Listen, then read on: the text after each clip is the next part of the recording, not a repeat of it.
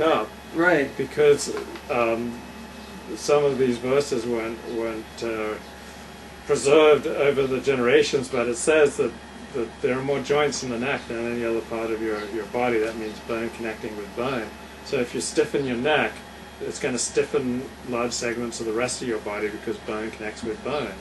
And but if you free your neck and you think forward and up with your head, you think your shoulders out to the sides and down, you think about your back lengthening and widening, and you can start coming back to your true length and to your poise, and you won't be a stiff-necked people. Right. Wow. that hadn't even occurred to me. Do you think it's a coincidence? I mean the Alexander technique. There's something kind of spiritual about it. The idea that there are spiritual benefits to be reaped from releasing tension in your neck, and then the constant the insult that's thrown again and again is stiff-necked. It's like and other times Moses tells them you're pulling down, but those verses weren't kept in posterity. Oh, really? Those were so we've lost. Yeah, we've lost that. He said you're pulling down, or look how stiff. Yeah, how stiff you are. Right. You're tilting a little bit to one side.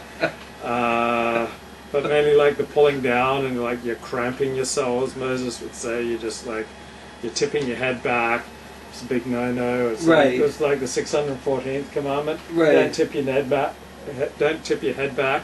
615 was don't compress the neck. Right. Don't compress the neck. But the Torah that we have today no longer contains those two commandments, which I think is greatly to our detriment. Yes. Yeah. Well, you sound like a Muslim right now, explaining how the key passages, the ones that foretold F.M. Alexander, have been removed by the perfidious Jews. Yeah, but you can find them in F.M. Alexander's 4 books, such as The Use of the Self and Constructive Conscious Control, and some of those other bestsellers.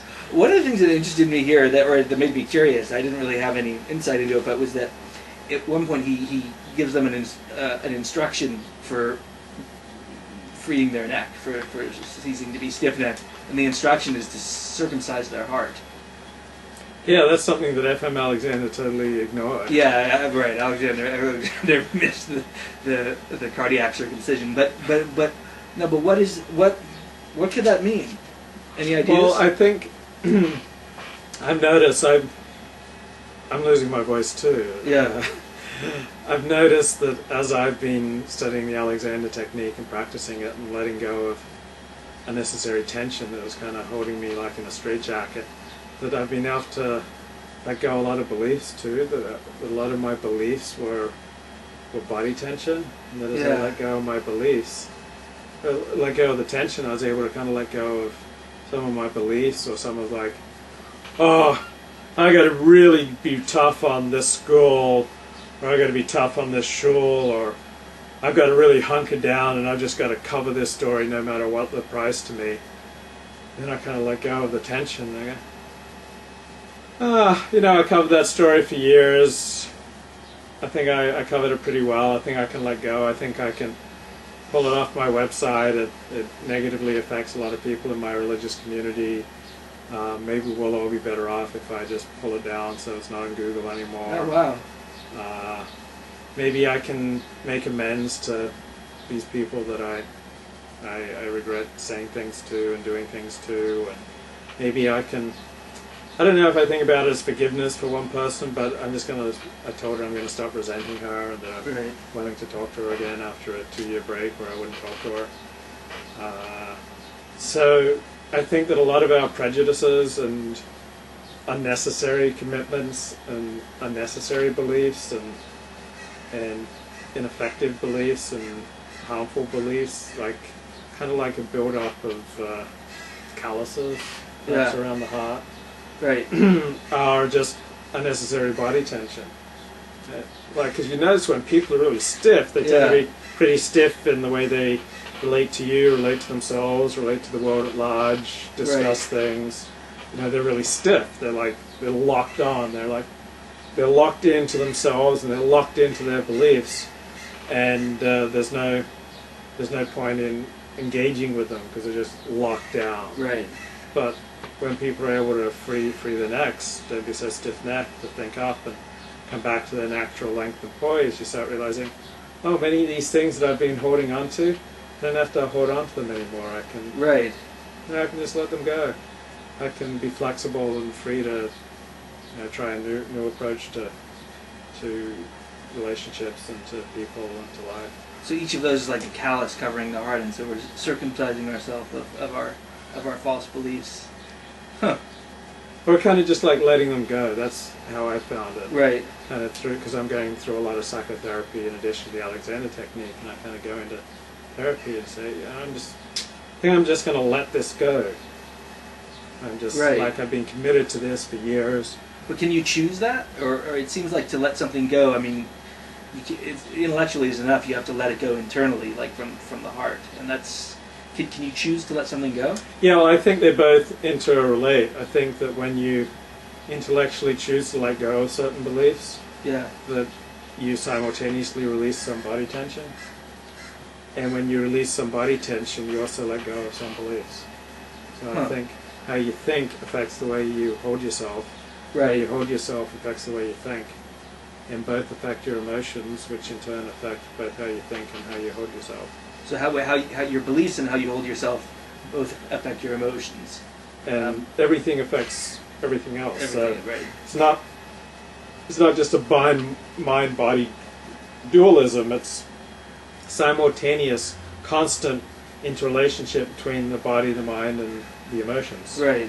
They're all constantly affecting each other. So it's not so much I've come to dramatic changes in my beliefs. It's more like I've come to just going to let some things go. Right.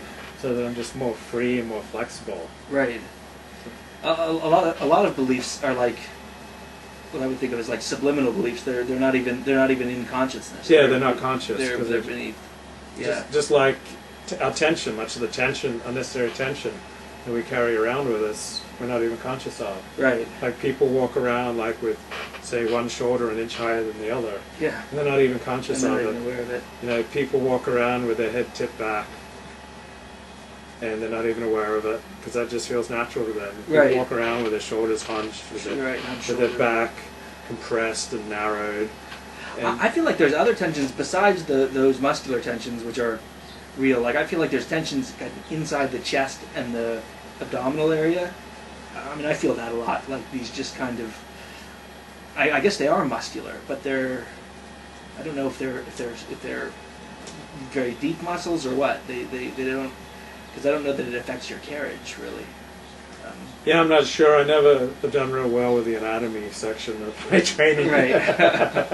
So I just know that it doesn't necessarily make you any better an Alexander teacher to know anatomy. It makes you sound better, sound smarter. But the thing as an Alexander teacher, you're just trying to show people how to go up, and to lengthen and widen, and so it helps perhaps if you can say, these trapezius muscles. But we don't want people thinking about certain muscle groups. Right. We want people to let go of ways that they're cramping themselves. Right. Instead to direct up and out. And so thinking about directing up and out, you don't really need to be able to label any of the muscle groups. Right. Yeah, these are because the sensations are the key, not the... Well, it's the thinking. The thinking, going to change the thinking. Right. So that it changes the way you use yourself. Right. And you don't get locked into the old habits. Yeah. It's interesting because before we talked about the difference between me now and before, kind of pre-divorce, when more voluble that time, I feel like a mess of tensions compared to how I felt then. Then I didn't really feel much of that at all. Yeah, I always noticed as I was going through life, the more stress I was under, the more I'd go forward like this. Right. This is before I ever studied Alexander technique. Yeah. I would just start slumping over more and more and more. So I would like this. What happens when we get more anxiety than we can handle? We just start like tensing. Yeah. We tense for fight or flight, and then we start compressing and pulling down and contorting ourselves. That's how we deal with the anxiety and the tension that we're going through. Right. Now I've only got Diet Coke and regular full calorie 7-Up. So which would you prefer? I'll go with the Diet Coke. Okay. And I've also got water. But we don't scrimp on the entertainment budget here. Right. What was I just going to say? The